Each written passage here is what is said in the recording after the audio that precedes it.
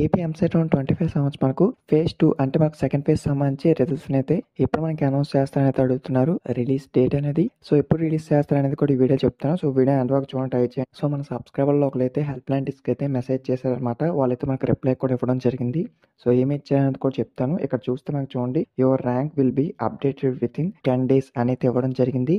So మళ్ళీ చూడండి, your rank will be updated with in 10 days అనేది ఇచ్చారనమాట.